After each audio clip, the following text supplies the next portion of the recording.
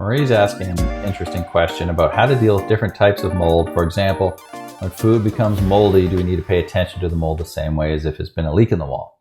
No. A leak in the wall is usually not caught within a couple days like a piece of moldy food is. When there's a leak in the wall and it's been there a long time, you're attracting or you're more likely to have hydrophilic molds like Stachybotrys that don't just grow quick and easy. They require that wet lumber to be wet for some time.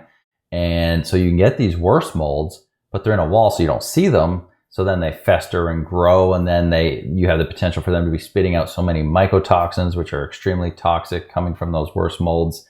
Whereas if you have, apples, bananas, peaches, something in your pantry or on your counter start to mold, usually those aren't toxigenic molds. And even if they were, it doesn't mean they're emitting mycotoxins as soon as you see sign of mold. So when you see that go bad, that's no problem. You throw it in the garbage and away it goes.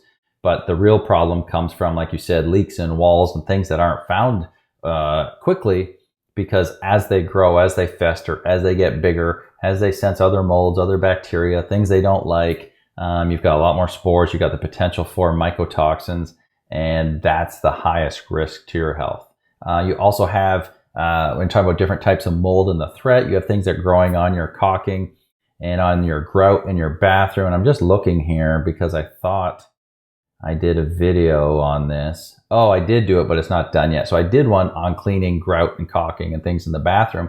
When people see those, they're often asking, do they need to wear PPE? What all do they have to do to protect themselves?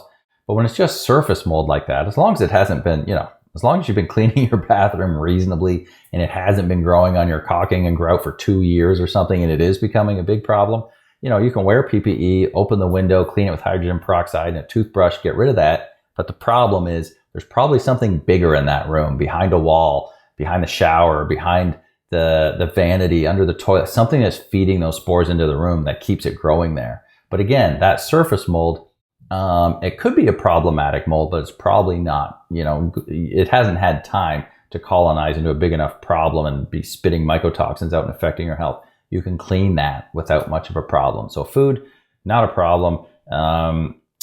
Topical like that, not a problem. Get out your EC3 or your Total Clean or hydrogen peroxide. Keep these things cleaned up. The big problems, the dangerous problems, are the high levels of toxigenic molds that are spitting out mycotoxins that are hiding in the walls, under the floor, in the ceiling, in the HVAC, behind the cabinets, all these crazy places that we don't see them and they affect us from. I hope that helps. Do you have questions about mold in your home or body? Book a consultation with Matt, aka the Mold Man, to guide your home and body to the next level of healing.